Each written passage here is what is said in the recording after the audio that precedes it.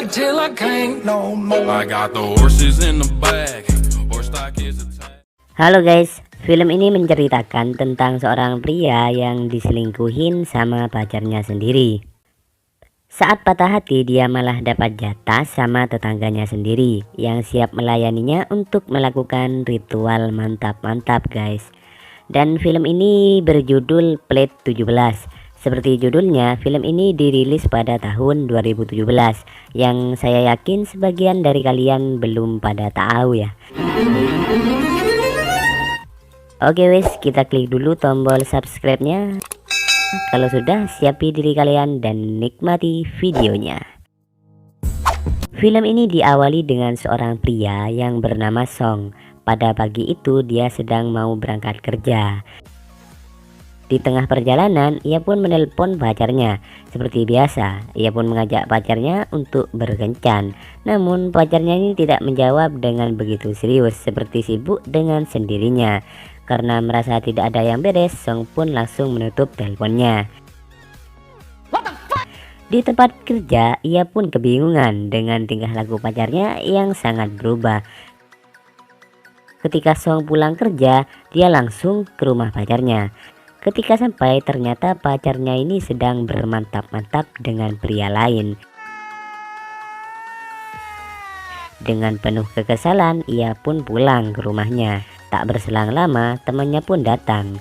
Temannya ini bernama Asu, tapi bukan anjing ya guys. Di sini Asu ini menasehati Song bahwa cewek di dunia ini bukan cuma dia saja.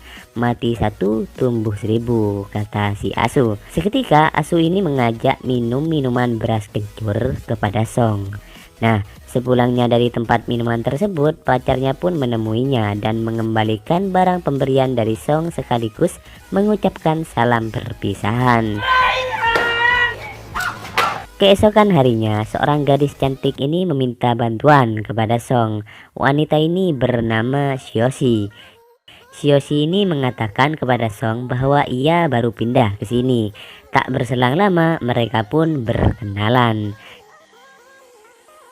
Singkat cerita, pada malam harinya mereka berdua berminum-minum bersama dan berbincang-bincang. Song pun menceritakan tentang kisah cintanya yang dikhianati sama pacarnya sendiri. Song juga bilang bahwa semua cewek itu sama saja. Dan seketika Xiaoxi yang mendengar hal itu langsung membantah bahwa tidak semua cewek di dunia ini sama sepertinya. Ketika minum cukup banyak, mereka berdua bersenggol mesra. Tanpa disangka, Xiaoxi ini mengajak Song untuk bermantap-mantap, padahal baru kenal loh. Dan mendengar hal itu, Song pun terkejut dan mengira Xiaoxi ini sedang mabuk berat. Song pun tidak percaya, masa baru kenal udah minta diincrot. Kemudian Song pun memilih pergi, tapi pada saat itu Xiaoxi pun menahannya dan memaksa Song untuk bermantap-mantap dengannya, tapi dengan satu syarat, dan syaratnya ini cukup aneh ya. Xiaoxi ini hanya meminta Song untuk menjadi kekasihnya dalam jangka waktu 3 minggu saja. Dan ketika sudah 3 minggu, Xiaoxi ini akan pergi. Namun Song ini tetap tidak percaya dan menganggap Xiaoxi hanya bercanda saja. Tak berselang lama, Song ini pulang, dan saat ia tiba di rumah, Xiaoxi ini malah menelpon Song dan mereka berdua video call ya guys. Saat video call ini, Xiaoxi pun memperlihatkan sesuatu dan membuka sebagian dari badannya. Song pun yang melihat pemandangan indah tersebut, sontak tiang listriknya pun berdiri. Karena tidak tahan, ia pun langsung bergegas ke rumah Xiaoxi. Setibanya di rumah Xiaoxi, mereka berdua pun langsung melakukan ritual mantap-mantap tanpa basa-basi guys. Dan pada keesokan harinya terlihat Song ini memperhatikan Xiaoxi yang sangat seksi. Kemudian Xiaoxi ini berkata, "Aduh, sangat gerah Kemudian ia pun bergegas mandi. Saat Xiaoxi mandi, Song pun diminta untuk mengambilkan sabun untuknya.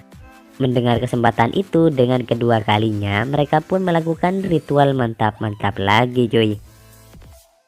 Setelah bermantap-mantap, mereka berdua pun pergi jalan-jalan ke sebuah taman.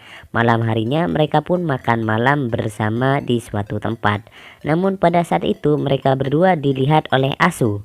Asu yang sedang bersama ceweknya itu langsung menyuruh cewek itu untuk pergi, dan Asu pun langsung masuk ke dalam dan mereka pun berkenalan. Asu pun bertanya kepada Song, siapa cewek itu? Lalu Xiaoxi langsung menjawab bahwa ia adalah pacar Song. Kemudian Xiaoxi pun pergi ke kamar mandi, dan di sini Asu pun bertanya lagi kepada Song, apa benar itu cewek lu? Song pun langsung menceritakan awal mula ia kenal dengan Xiaoxi, dan ia juga bilang bahwa dia udah 2 kali bermantap-mantap dengan Xiaoxi. Mendengar hal itu, Asu pun menganggap bahwa Xiaoxi ini hanya wanita kupu-kupu malam. Nah, pada saat ini Asu ini bilang pada Song bahwa ia ingin membayar dengan harga berapapun asal bisa bermantap-mantap dengan Xiaoxi. Song yang mendengar omongan Asu, ia pun langsung marah dan langsung mengusir Asu. Dan pada keesokan harinya terlihat mereka berdua pun terlihat bahagia.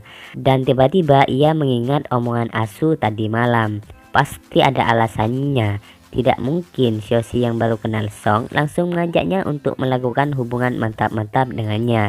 Song ini sebenarnya masih bingung ya. Kemudian Xiaoxi pun mengajaknya berkencan lagi.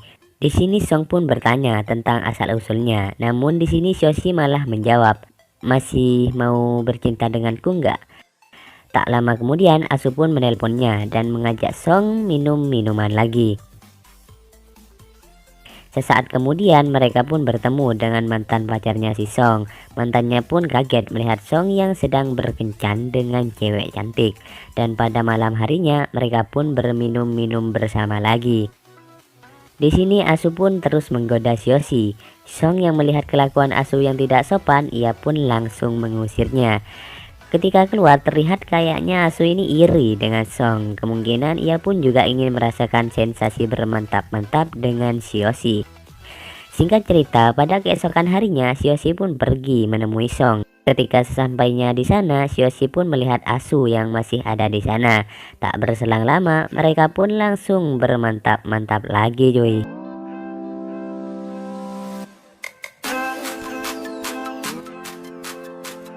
Saat sepulangnya membeli sesuatu, ia pun langsung masuk ke rumah Xiaoxi dan mengecek kopernya berharap bisa melihat identitas sesungguhnya dari Xiaoxi.